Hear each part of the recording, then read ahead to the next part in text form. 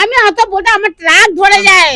একটা ছেলেকে শাস্তি দিয়েছে আর কোন ছেলেকে শাস্তি দেওয়া যায়নি। এটাই শুনতে চাইছি। তুমি এটা দাঁড়াও জোসনাদি, তুমি এরকম বললে আপনারা তো বেকার ফালতু কাজ করছেন। বলুন বলুন কি ফালতু করছি সেটাই বলুন। কেন ফালতু? আপনারা আমাদের কাছে এলেন কেন? ওখানে সিবিআইদের কাছে যান না। একটা ছেলেকে ধরে গেছে আর একটা ছেলে বাকি লোক আজাদ ঘুরছে। এত মেরে জাস্টিক করছে, তারা কোনো কষ্ট বুঝে যায় নাই। তাহলে সঞ্জয় একাদশী না? না, একাদশী নাই। আরজিকর কাণ্ডে সঞ্জয়, ধনঞ্জয়, তারপরে সঞ্জয়, দুটোই জয়। ধনঞ্জয় নিয়ে কিন্তু এখনো, ধনঞ্জয়ের ফাঁসি নিয়ে এখনো নানা ধরনের বিতর্ক রয়েছে। ধনঞ্জয়ের বাড়িতে আমি নিয়ে গেছিলাম কুলুডিহিতে, সেখানকার মানুষ, ছাতনার মানুষজন কিন্তু এখনো পর্যন্ত ক্ষিপ্ত এই ঘটনা নিয়ে। তবে সঞ্জয়ের সাজা ঘোষণা হয়েছে গতকাল, 50,000 টাকা তার যদি সে যদি না দিতে পারে ফাইনের, তাহলে তারা আরও বেশ কিছুদিন জেল হবে।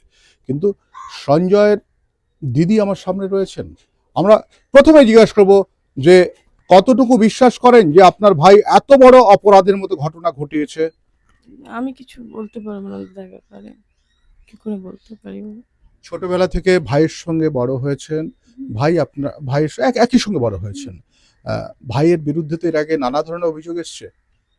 না, আমি এই ঘটনার আগে সেরকম কিছু শুনিনি। আমি একাধিকবার বিয়ে থেকে আরম্ভ করে যদি একটু আপনি বলেন।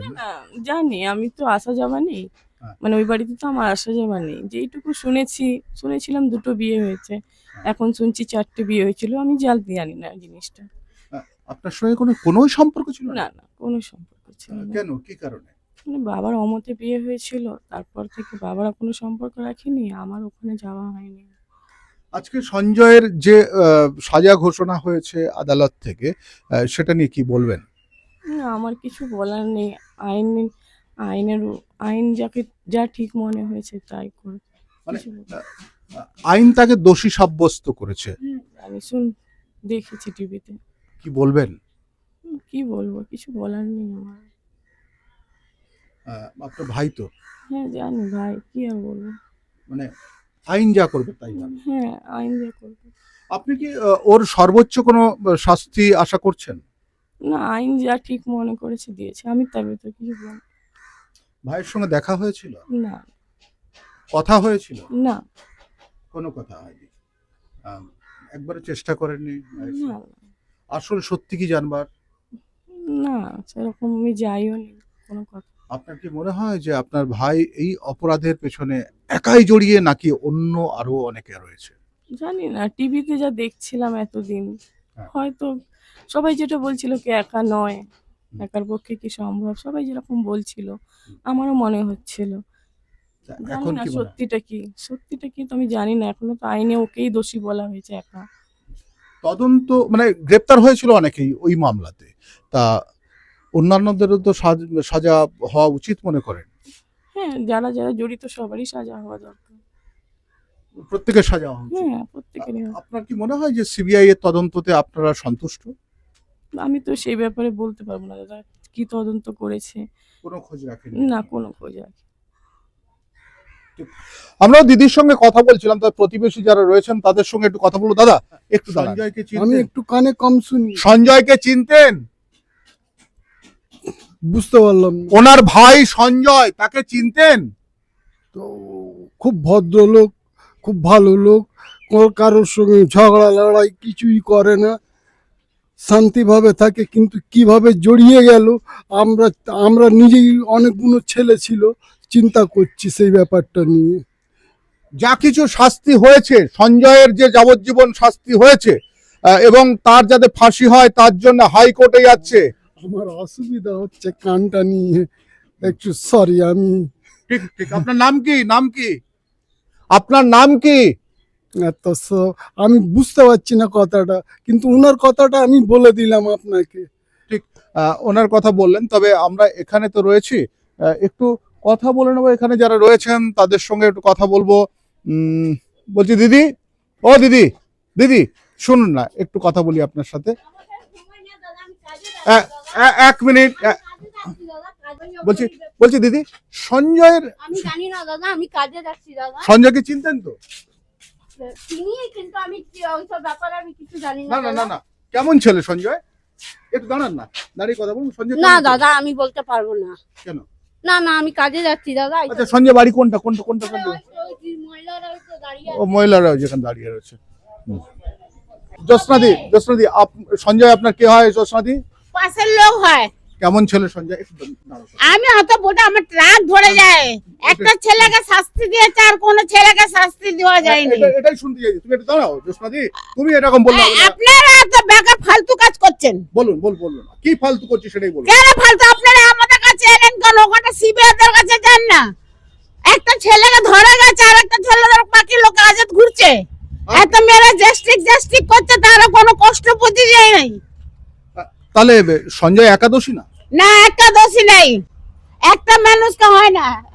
সঞ্জয়ের যাতে আরো ভালো সাজা হয়, ফাঁসি হয়, তার জন্য সরকার কিন্তু হাইকোর্টে যাচ্ছে। হাইকোর্টে যায়, হাইকোর্টে এখন উকিলরা পুলিশ এই জন্য তো মার খাচ্ছে। জ্যোৎস্নাদি চলে গিয়ে লাভ আছে? আমি আর কথা শুনতে চাই না। না, আমি ঘরে ঢুকে পড়লাম, লাইট জ্বালো না, লাইট জ্বালো। আমি ঘরে ঢুকে পড়লাম। জ্যোৎস্নাদি তোমার লাইট কোথায়? না, লাইট জ্বালো। না তুমি এদিকে আসো।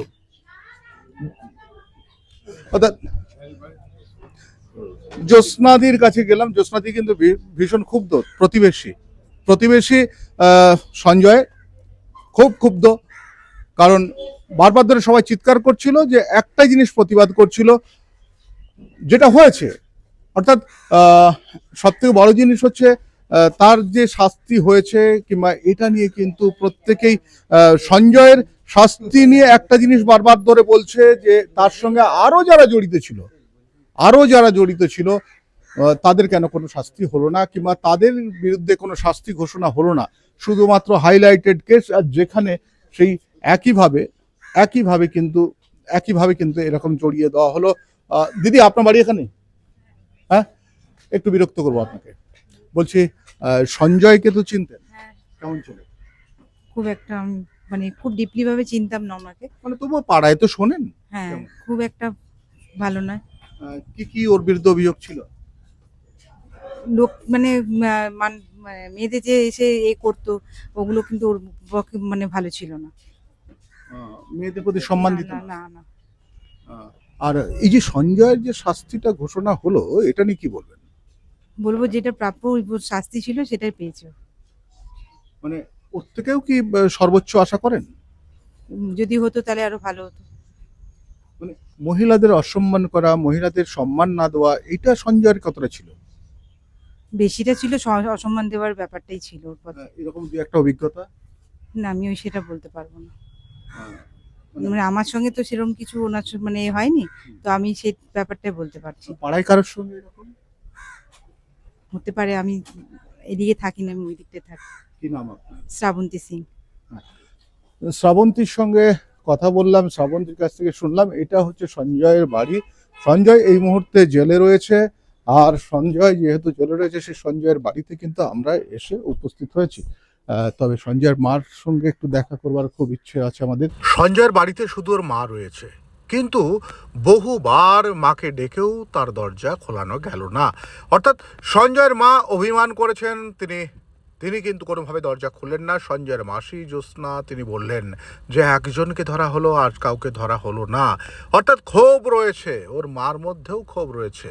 ও দিদির সঙ্গে কথা বললাম, আইন যা বলবে তাই করবে, কিন্তু সঞ্জয়ের মাকে বহুবার চেষ্টা করেও না পেয়ে আমরা কিন্তু ফিরতে বাধ্য হলাম।